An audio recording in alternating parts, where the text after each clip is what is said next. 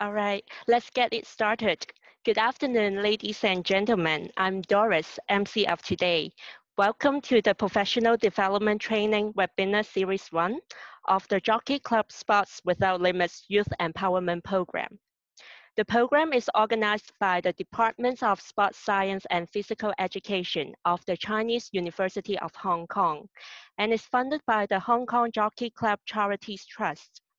The aim of the program is to empower children and youth with disabilities to get physically active and healthy through the provision of adapted physical activity, APA, in school and family settings. May we turn on the video for photo taking for a few seconds, please?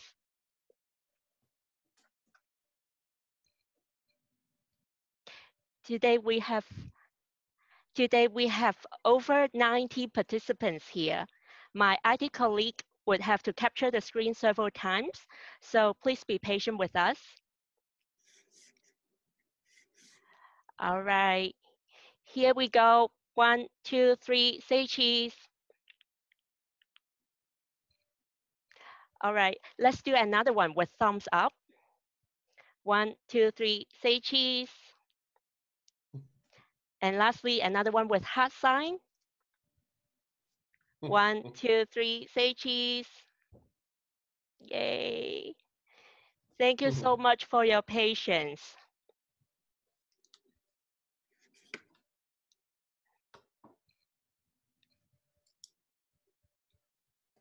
The rundown of today's webinar is shown on the screen. I shall now pass the floor to Professor Cindy Seitz, the principal investigator of the program. Professor Seitz has rich research experience in adaptive physical activity. Today, Professor Seitz will serve as our moderator of this webinar. Professor Seitz, please. Okay, thank you, Doris. Good afternoon, guests, colleagues, teachers, and practitioners. May I extend my sincere welcome to all of you. We are honored to receive funding from the Hong Kong Jockey Club Charities Trust. With the strong support from Executive Manager of Charities, Ms. Donna Tan and her team, who are now joining us today, we started to implement this program a year and a half ago. Since last year, we have organized a series of professional training, such as sitting volleyball and goalboard. However, due to the COVID-19 pandemic, we have changed the delivery from face-to-face to online mode. One of the initiatives is webinar series. Today, we are pleased to invite Mr. Ken Black, who is consultant of our program, as a speaker in this webinar.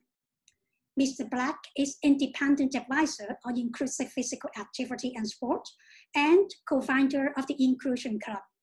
He has worked as a practitioner in the area of inclusive physical activity and disability sports for over 40 years. Without any further delay, shall we give Ken a big hand, please? Mr. Black. Thank you, Cindy.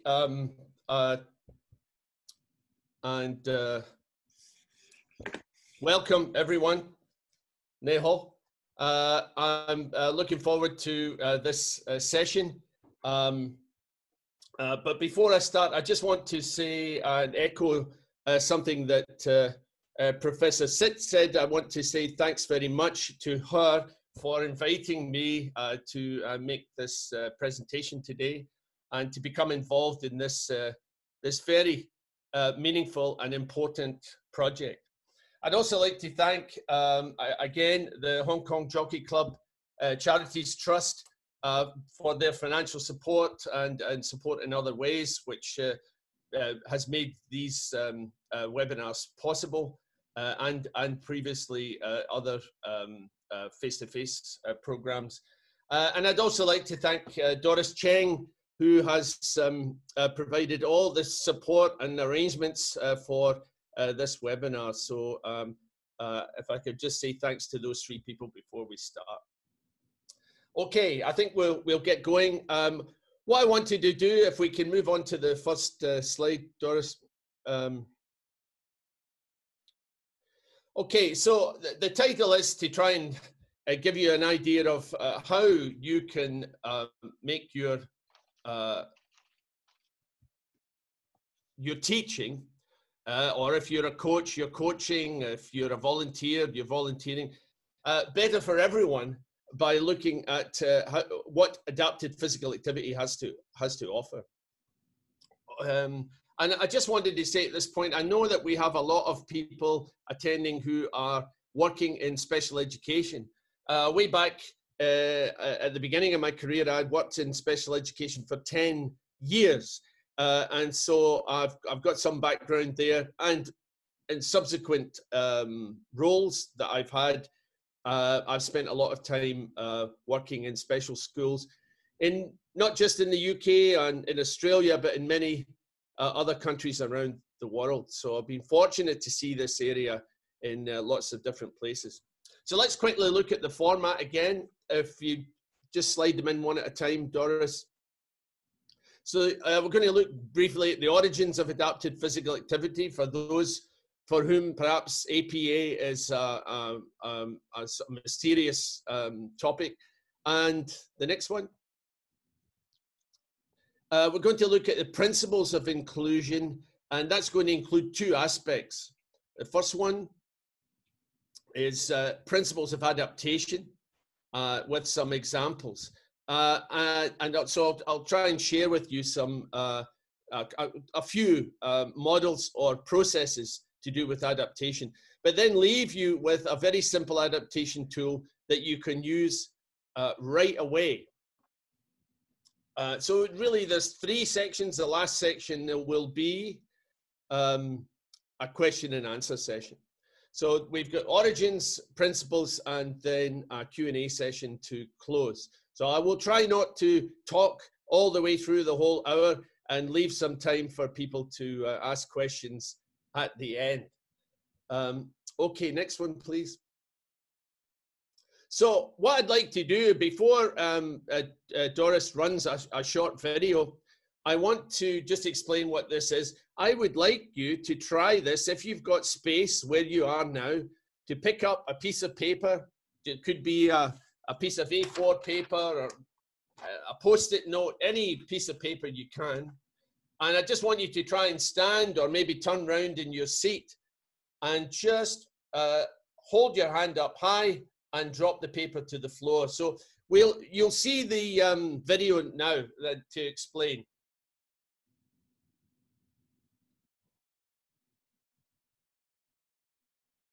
So we got the vid?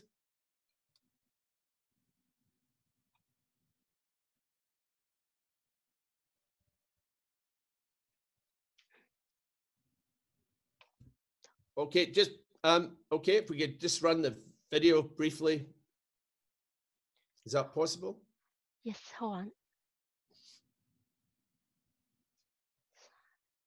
Just a second. So I'd like you to do this twice. Once, just drop the piece of paper and let it fall to the ground. And the second time, drop the piece of paper, hold your hand up high, drop it, and try and catch it before it touches the floor. If we can't run the video, Doris, don't worry. We'll just ask people to do this on their own. All right. Sorry about that. It's okay. If we go back to the presentation, sure, please. Okay, so folks, try this. Just take the piece of paper, hold it up high, and drop it. If we just go back to the previous slide, Doris, please. Yeah. And drop it onto the floor. Let the paper drop to the floor. Okay, that's it. And Professor Sitt is demonstrating very well here. And if you can pick the paper up now, this time when you drop the paper, hold it up nice and high. I want to see if you can catch the piece of paper before it hits the ground. Okay, so just drop it again. Whoa, oh, did you get it? Try it once more. Hold the piece of paper up high. Drop it. Try and catch it before it. Yep, I think she got it that time. Good, good. Okay, now just keep that in your minds and take your seat again if you stood up, and we'll continue with the presentation. I'm going to come back to that later. Thanks. Okay, origins of adapted physical activity. And I just want to try and cover this in a very general sort of way. Physical activity, I guess, being seen as consisting of the following: exercise, therapy, recreation, and sport. And we may include things like play in there as well. The origins go back as far as ancient China, as far as 2700 BC. There was recognition at that time of the curative and preventative properties of physical activity.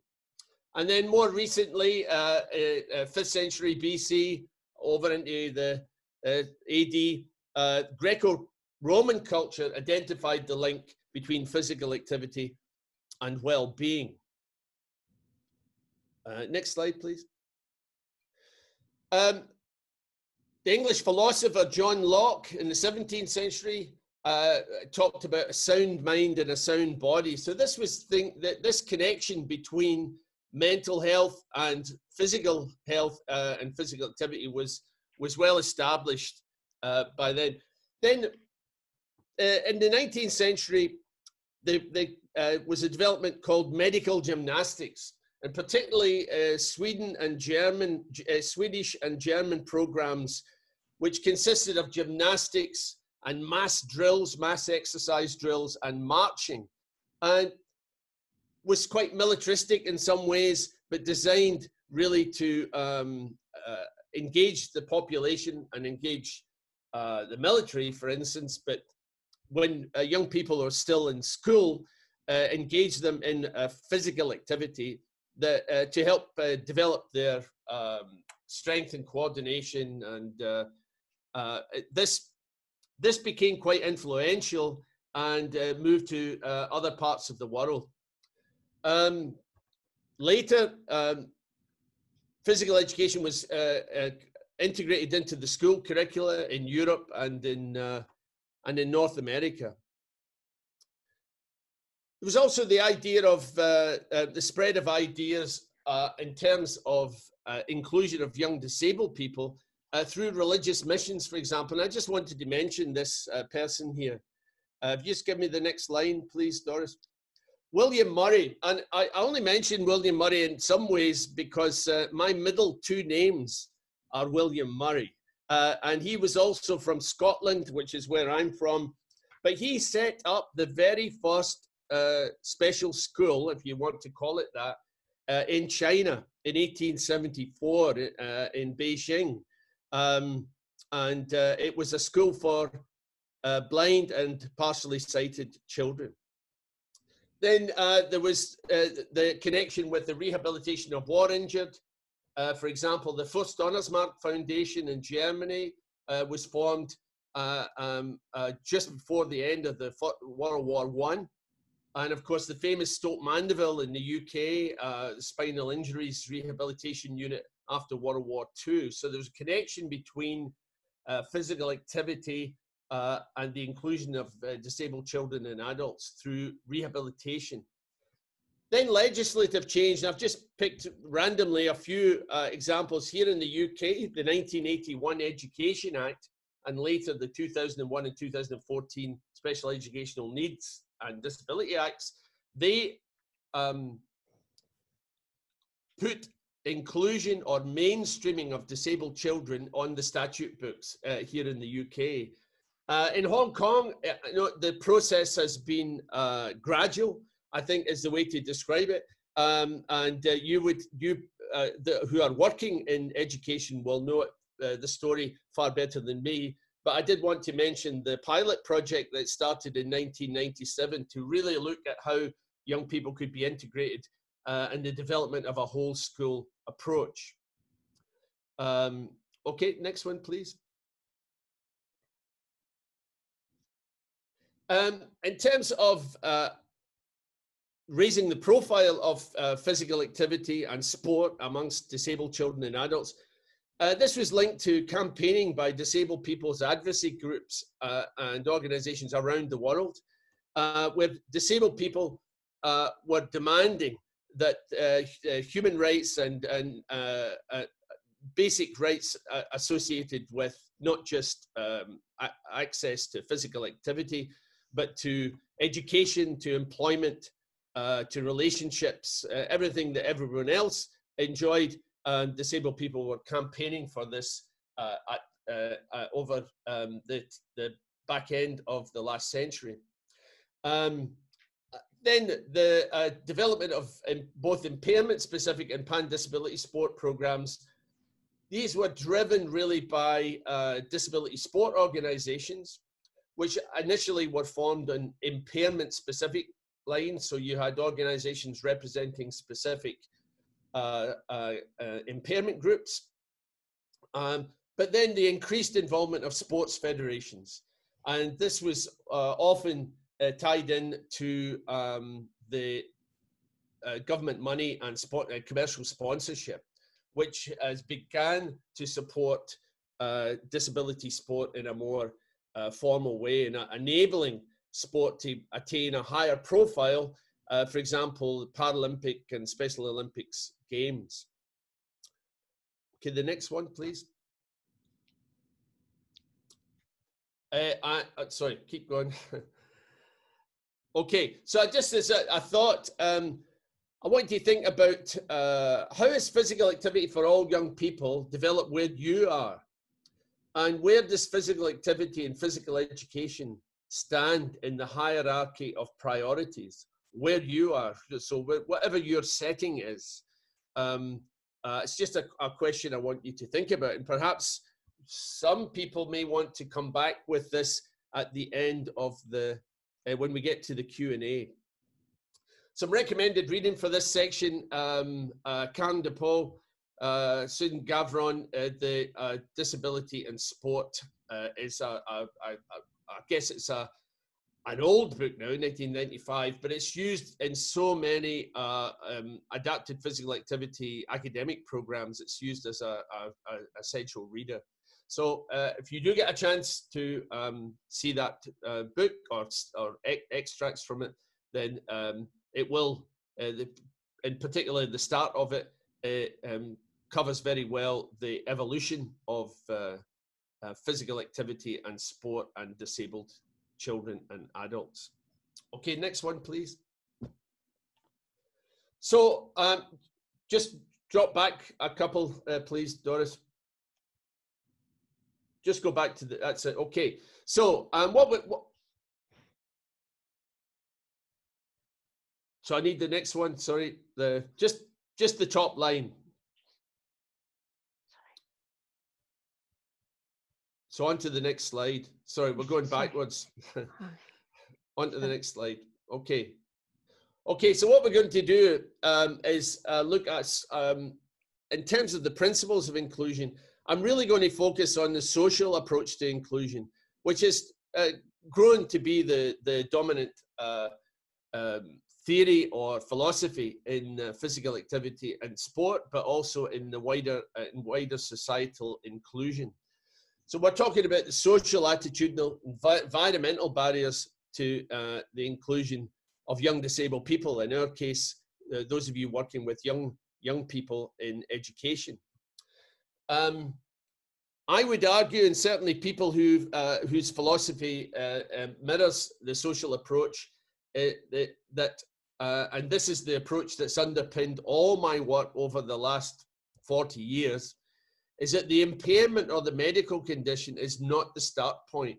It's important that we understand individual idiosyncrasies of young people, but it's not the thing that defines a young person. What we want to know from them is what their aspirations are, what they want to do, and how we can facilitate that journey, that progress. Okay, the next one, please. So it's to do with societal responsibility. And if we accept that society is responsible for the disabling of young people and disabling of adults in the population, then that actually also provides the solution. Because if it's what we do that disables people, then it's what we do that can create, minimize and eliminate discrimination and the disabling effects of their impairments. So if we accept that society is responsible, our attitudes, our behavior, the strategies and ideas that we employ, we have the power then to remove the disabling factors from people's impairments. And so that's the basis of the social approach. The next one, please.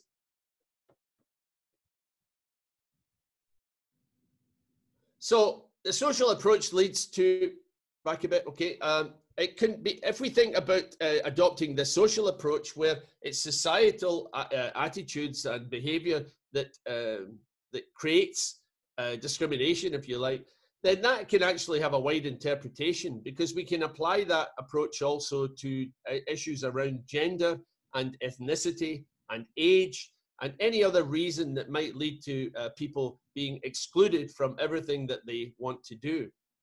And of course, disabled people, disabled children are also have different genders, have different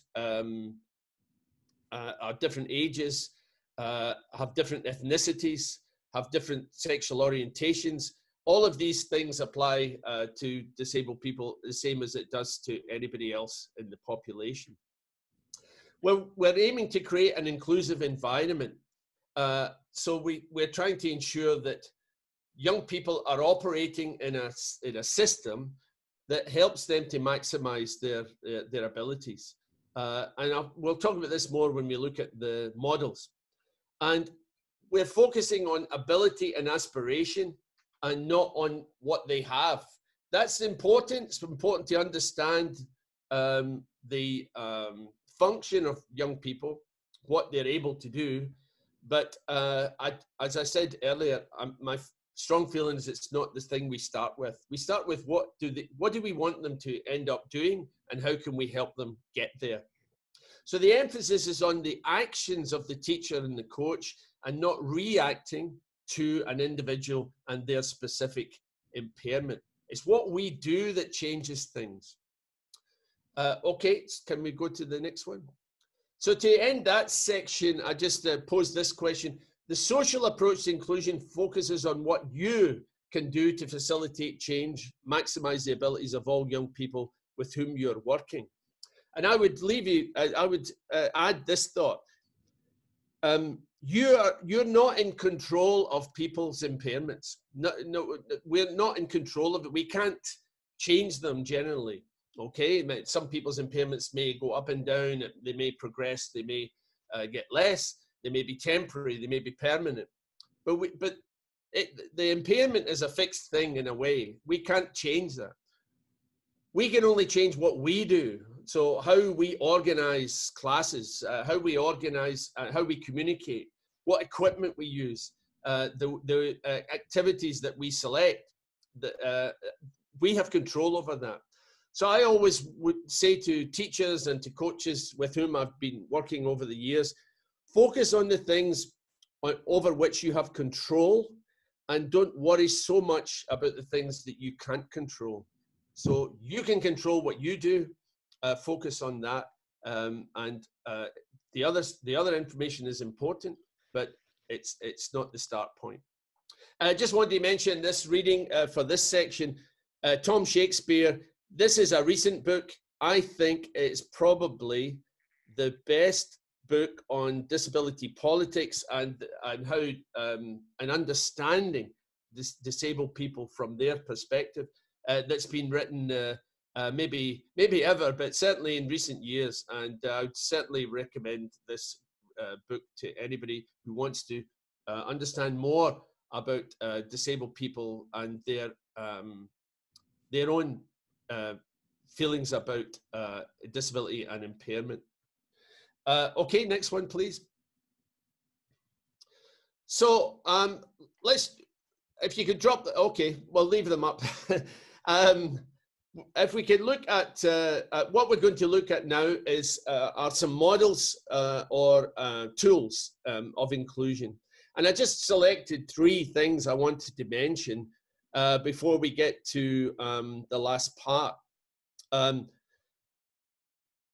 what we're trying to do is, if we're thinking about a social environmental approach, which I've just tried to explain, that is societal action that changes and makes environments more accepting and welcoming to young disabled people, then what we're doing with some of these models is trying to reflect that. So these are 3 approaches which reflect this social environmental approach. What can we do to make changes? And the first one I wanted to mention was the International Classification of Functioning and Health. We're going to then look at 2 others, and I'll mention those as we reach them. So next slide, please, Doris. So the International Classification of Functioning, Disability and Health, this was a program launched by the World Health Organization in 2000, and over 150 countries signed up to it. Whether 150 countries are implementing the ICF is another question, but certainly a lot of countries, it's been an influential tool since 2000.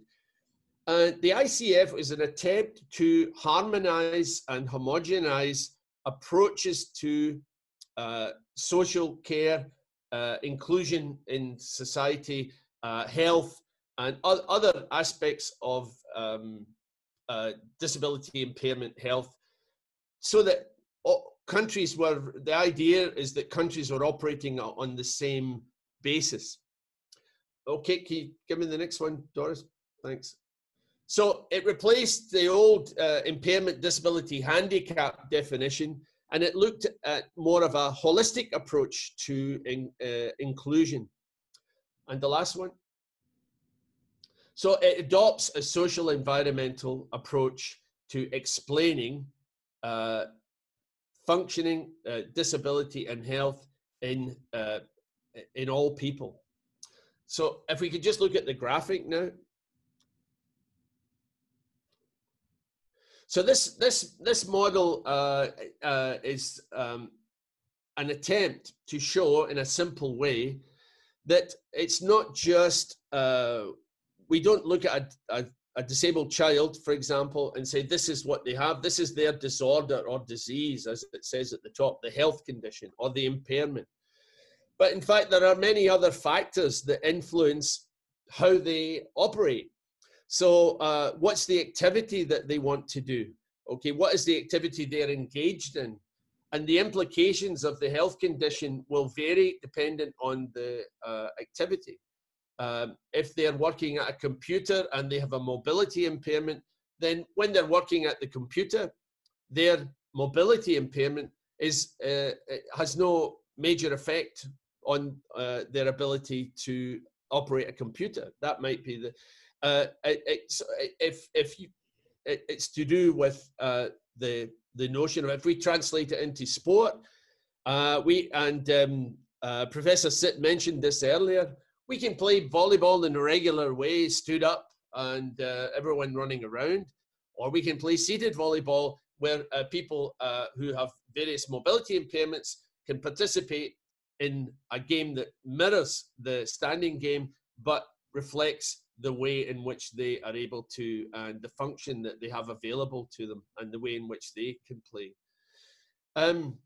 So I just want to mention the 2 aspects at the bottom. These are contextual issues. So environmental factors or personal factors.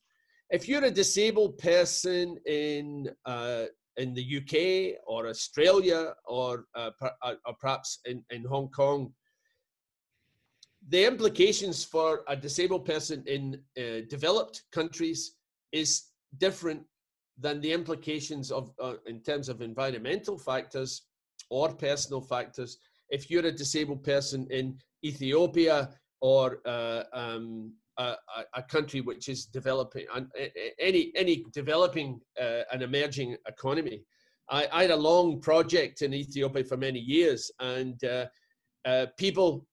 disabled people in Ethiopia, when I was first working there, were quite often on the street and just there to try and get through life by the kindness of others. But programs have been developed to enable them to access education, to access employment, and very important, to be able to have shelter.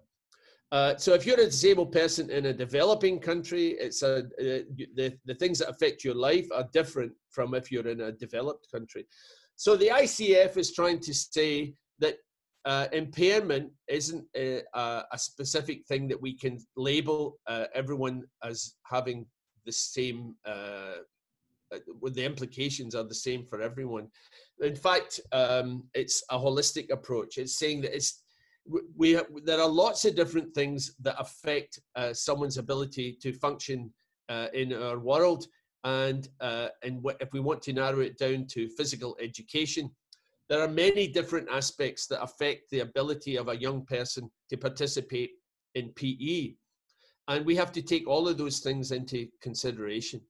And this isn't just aimed at disability or impairment. Everyone who is participating in education has different aspects of their life which affect them. And so that's the implication of the ICF, a holistic approach to inclusion. Okay, the next one, please. I've put some links, which hopefully you'll be able to see later. I wanted to mention this, Matt Lacodlia. He works at the Perkins School for the Blind in Massachusetts. I wanted to mention Perkins because they were the first school, sort of special school, if you like. In 1838 in the US, they introduced physical activity and sport into their program for their blind and partially sighted children. So they were the first school in the US to introduce physical activity way back in 1838. So people were thinking about this those years ago and doing something about it. There are some if you just put the link there, Doris, there's a link. There are some videos and you can see Matt explain how they go through this, but this is rather than a model or a tool, this is a process. So I'll just very quickly, if we go to the next slide, explain the FAIR process. So foundation level is you identify achievable goals for the young person. So you maybe work with them to decide what it is you want them to be able to do in their physical activity program.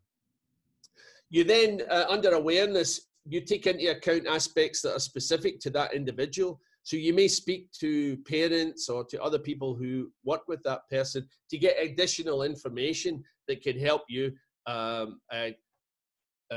produce a program that is specific and tailored to support that person.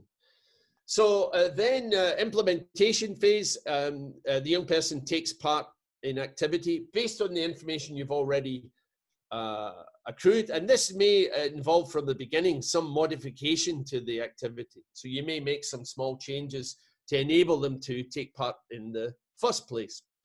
In the evaluation stage, you're looking at how they are performing in a range of activities. Remember that some people will perform very well in some activity. If you change it to a different activity, their performance may change.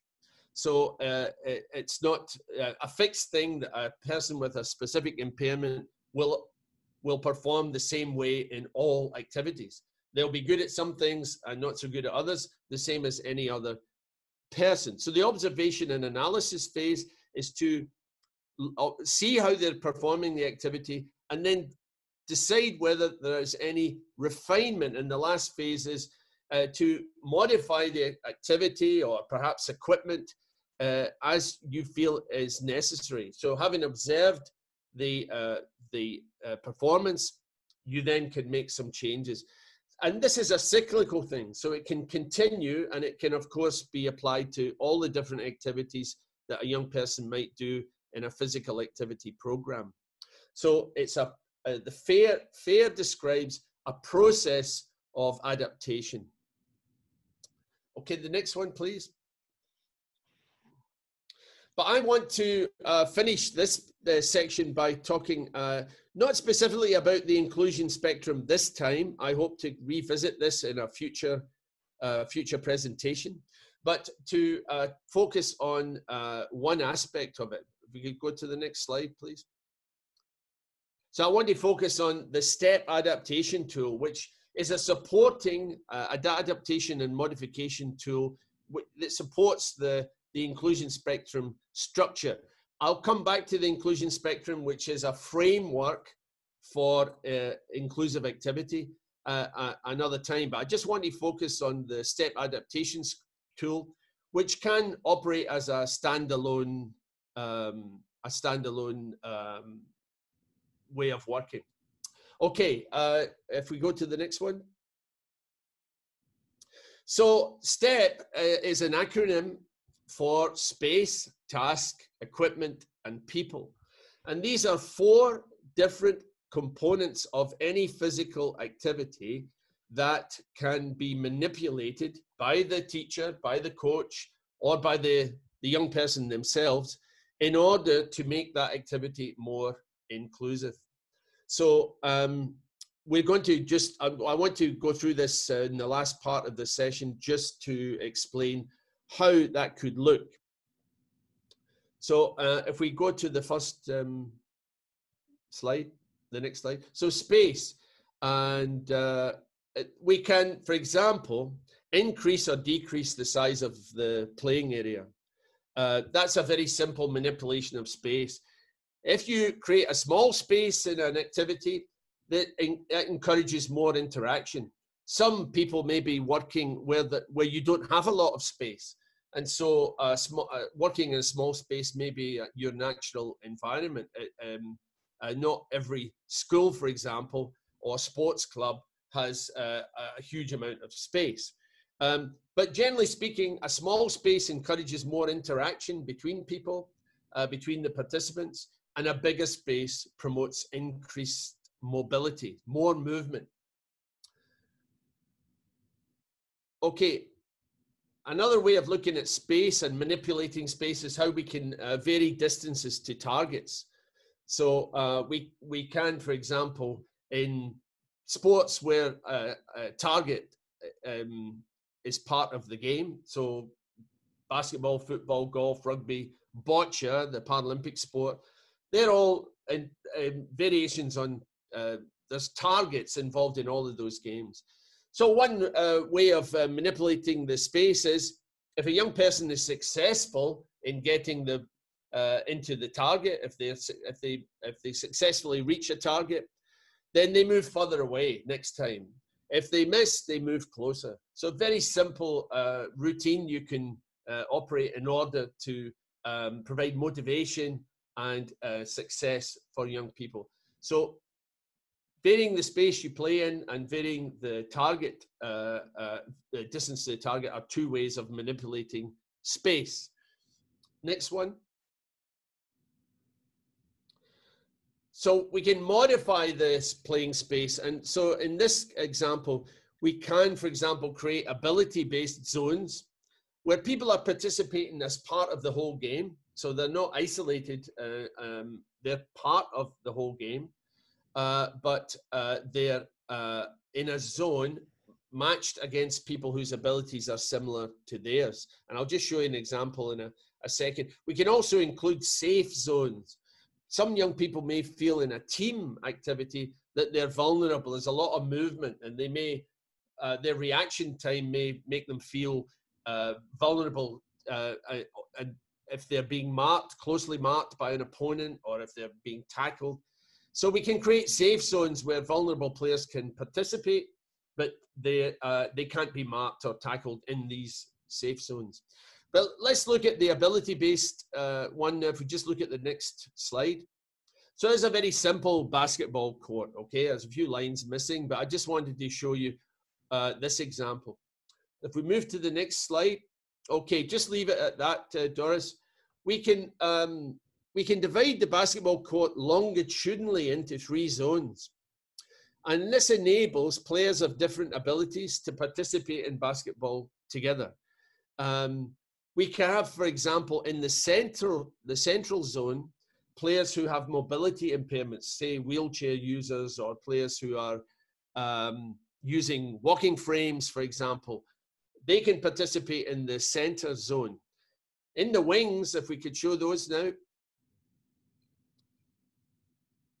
Okay, that's it, and the other one. So in the wings, we could have non-disabled players. We could have players who are ambulant, who can stand and move. And they're all playing basketball. They're all part of their own team. Very simple rules. Anybody can score. And in fact, we can create more opportunity to score by adding an extra target beneath the basketball ring so that the players in the center zones have got two options. They can shoot in the main basket or they can score in a floor target.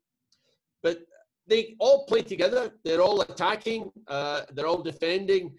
The ball must pass through all the zones. So the players in the wing areas, they can't just throw the ball from one side to the other.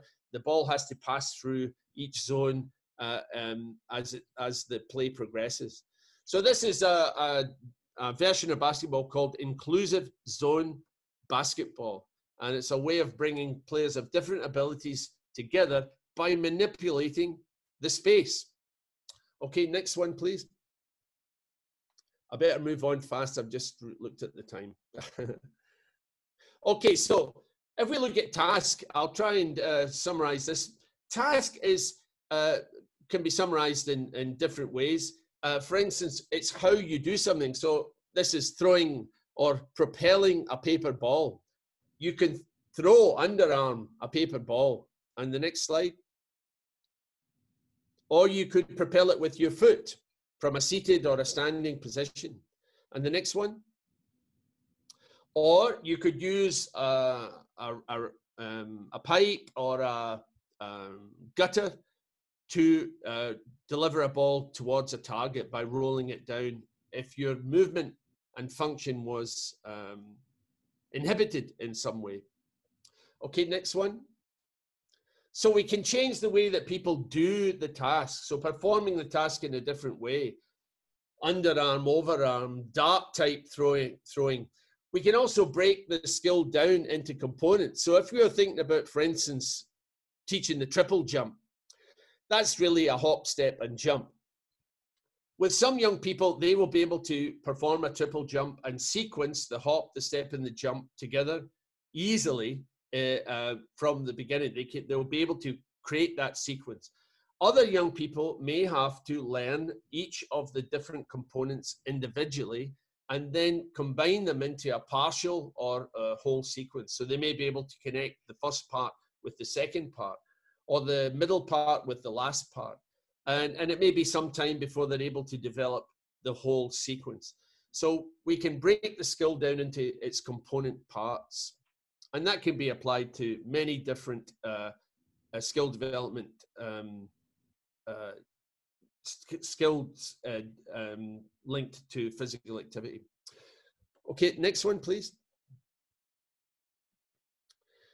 If we look at equipment, I always think of it in three ways. You can use regular equipment in a modified way. You can adapt regular equipment for specific purposes, or you can use specially adapted equipment. And there's an additional aspect to this. Let's have a look at the next slide, the first part. So if we use regular equipment in a modified way, for instance, we can change the size of a ball to make throwing and catching easier. It's very common to teach throwing and catching as if it's the same skill. In fact, it's two different skills for many young people, and they have to learn it separately. Throwing and catching as a single skill is very difficult for some young people who may have control and coordination issues. A large ball is easier to catch, and a small ball is easier to throw. So some young people may begin to develop throwing and catching skills using two different kinds of ball, for example. Okay, next one. We can adapt regular equipment for specific purposes. So for example, Professor Sitt mentioned the game of goal ball, which is a Paralympic sport played by vision impaired athletes. And it involves the use of a bell ball. So a ball that contains inner bells that alert the players to where the ball is. But you can make yourself a very cheap goal ball by putting any ball, a football or a basketball, inside a plastic bag, attaching it with tape, and then when it rolls on the ground, the plastic crackles and it makes a sound, and it's a very cheap way of making a goal ball. So we can adapt regular equipment in a specific way. And the next one. So then we can look at specially adapted equipment, things like bell balls, I mentioned, foam javelins, mobility equipment that's going to assist people. There's many different forms of adapted equipment that are available now, increasingly so, to assist young disabled people. But I think it's very important also that we can look at what we have lying around available to us, and we can make lots of equipment from stuff that we don't use anymore. So old newspapers, empty plastic water bottles, cardboard tubes, all can be adapted for use in physical activity. And I'll mention some videos later if I get a chance during the Q&A. Okay, next one. So finally, people adapt the way that we can adapt the way that players interact. So this is, say, for example, matching, as we mentioned earlier, people of similar ability for practice or in small-sided games or in competition, the way we did in the example of inclusive zone basketball. We can also vary the team numbers. Very often we think it's got to be 5 against 5 or 11 against 11. It's not always necessary to have the same size team. So instead of 5 against 5, we may have 7 against 3. We may have 7 people who are still developing the skills play against 3 who have got higher developed skills. The 3 have to work very hard against the 7, and the 7 can support each other because they have the numbers. So team numbers don't always have to be of equal size. And the next one. And some individuals may require one-to-one support, so guidance and target orientation for people who are vision impaired, and other kinds of communication, innovative communication methods and explanation. We may have to think about the way that we explain concepts. Once a concept becomes part of a young person's experience, we can then continue to use the jargon associated with that young person, with that activity. But initially, we may have to use simpler or more visual explanations until what we want them to understand becomes part of their consciousness. Okay, and the next one. So I'll just leave you with this thought in this last section. All teachers and sports coaches already adapt and modify. All of you who are working in education in the field that involved with practical activity, you're always adapting and modifying to account for differences in ability. All we're asking with adapted physical activity is that this is extended, this is broadened to include a much wider range of abilities. And the STEP Adaptation Tool that we've just looked at, we can modify and we can use that to ensure the inclusion of all people. And that could be for lots of different reasons. People could be excluded based on age. So you may have different ages working together, and we may have to change the activity so that the young ones can participate more easily with the older ones. It may be based on gender, ability, competence, and also interest. What is the focus for a young person? And the reader on this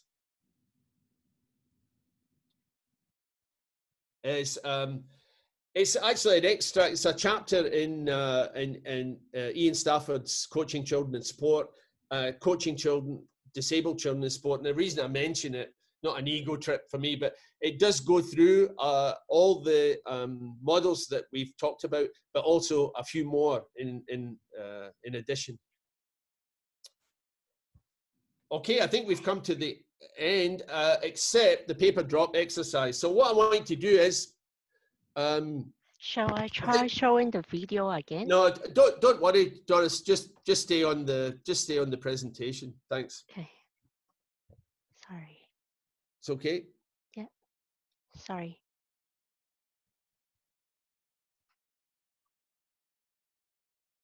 Okay, so we just get to the paper drop one. Okay, so all I want you to do is you did this paper drop exercise. You dropped the paper. You tried to catch it. I just want you to think about over the next few minutes or after the presentation, how you could apply STEP, space, task, equipment, and people to this very simple activity. If you imagine a group of young people performing this activity, can they benefit from being closer together? Would that help them catch the paper more easily? Or being further apart, make it harder for them so that they have to move more? So think about STEP in relation to the paper drop exercise, and perhaps you might come up with some solutions that you could use, not just in this very simple activity, but in other activities in which you're engaged currently. And try it out the next time you get an opportunity. Not necessarily, obviously teaching is not happening right now, face-to-face teaching, but you could work out some adaptations that you can apply whenever we're all back together again. Okay, I think we're ready for the Q&A. I went over a few minutes, but I think we still have some time for questions.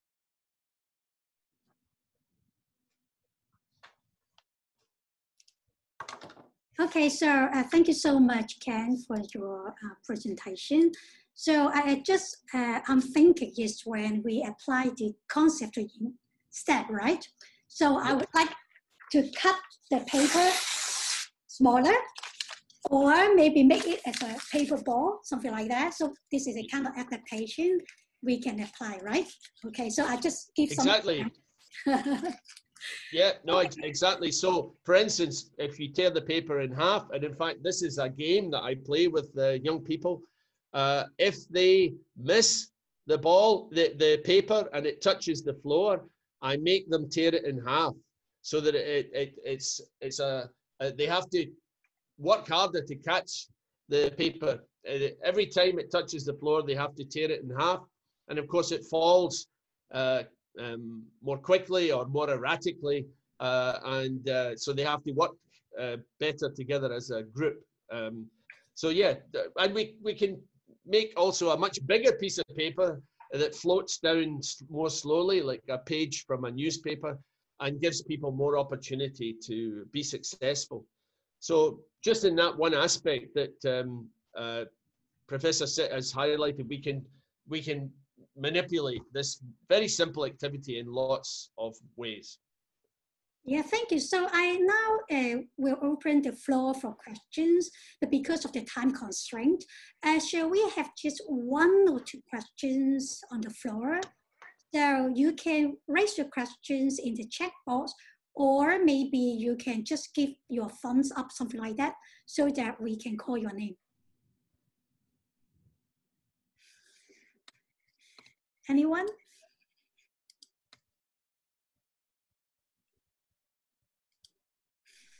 Please unmute yourself if you want to ask question. Bridget.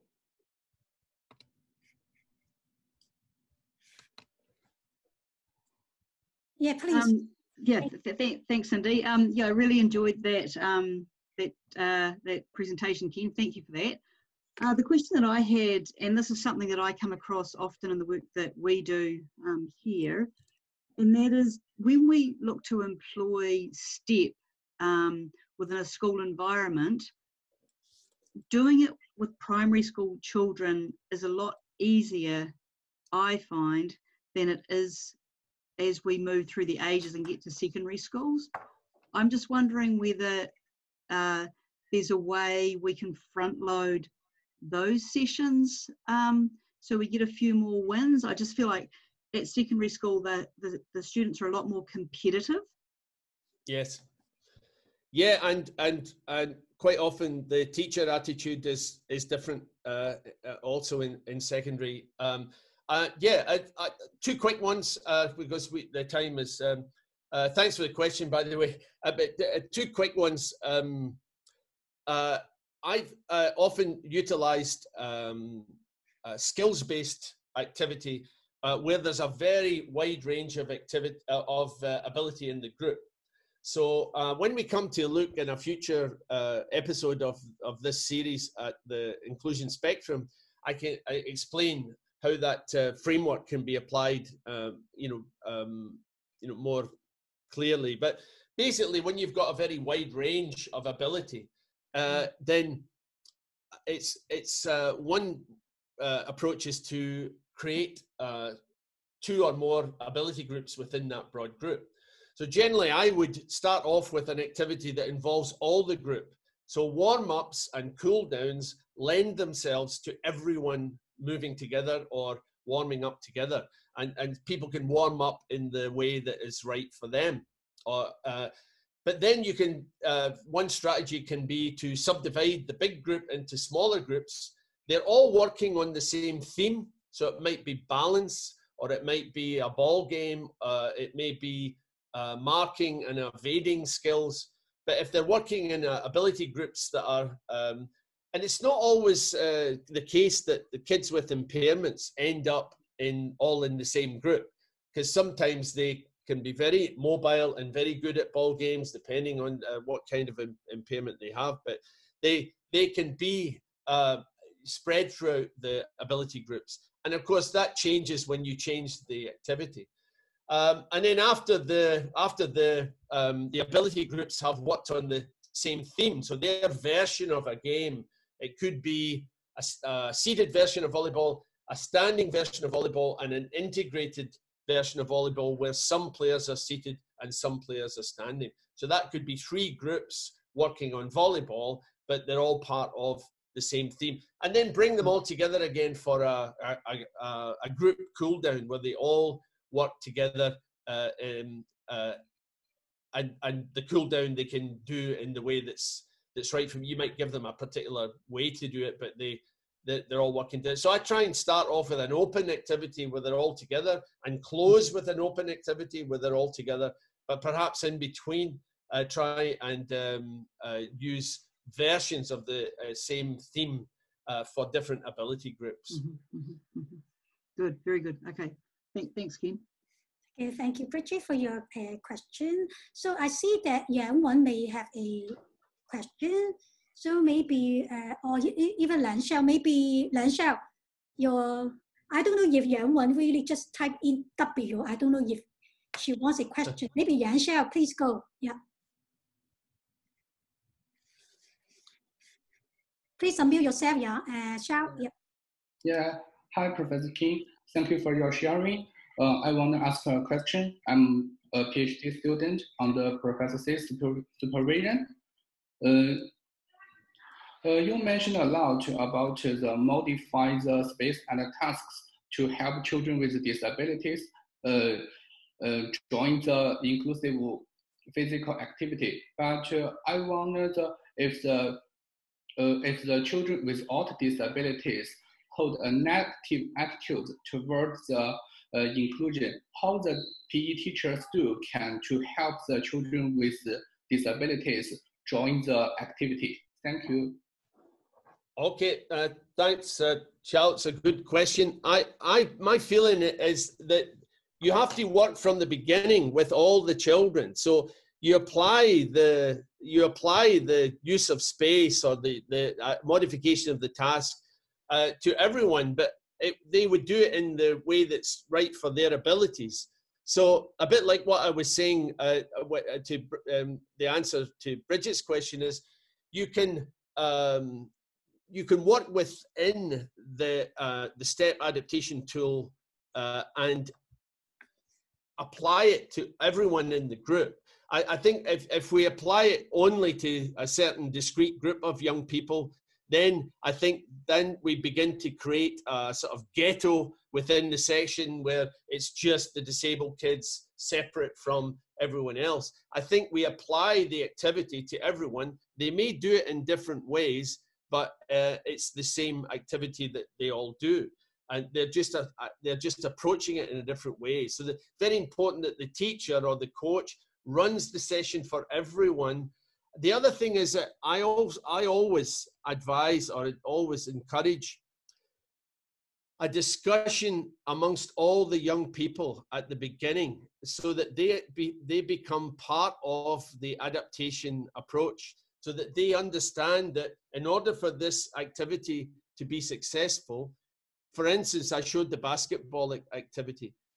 What we found with that game is that the non-disabled young people really play a strong game of basketball, but they're just in the outside areas of the court, and but they're interacting with those other players who play in the inside area.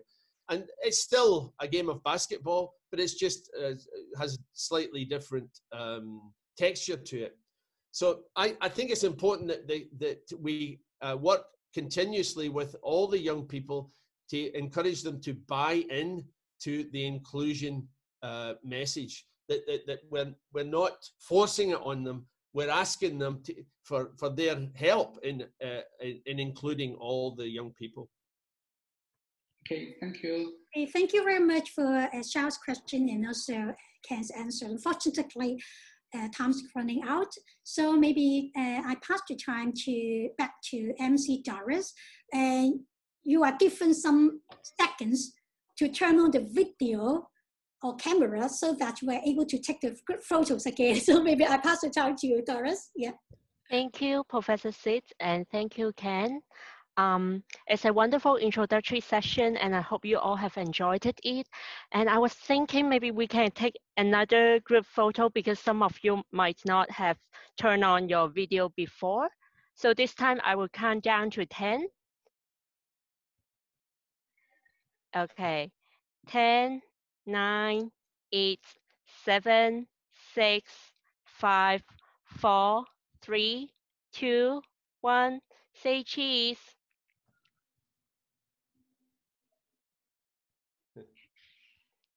Shall we do another one? 10, 9, 8, 7, 6, 5, 4, 3, 2, 1. Say cheese. And one last. 10, 9, 8, 7, 6, 5, 4, 3, 2, 1. Thank you so much. And the PowerPoint slides and the video recorded will be put in our program website to help us plan for better webinar series. Please spare a few minutes to fill in an evaluation survey. I will show you the link and the QR code.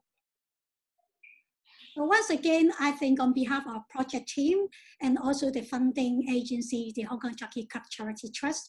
So may we once again thank you so much, Ken's inspiring presentation. So thank you very much. Thank you. Thank you. For upcoming events, please visit our website for details, and we look forward to seeing you all soon. Goodbye. Bye. Goodbye. Bye.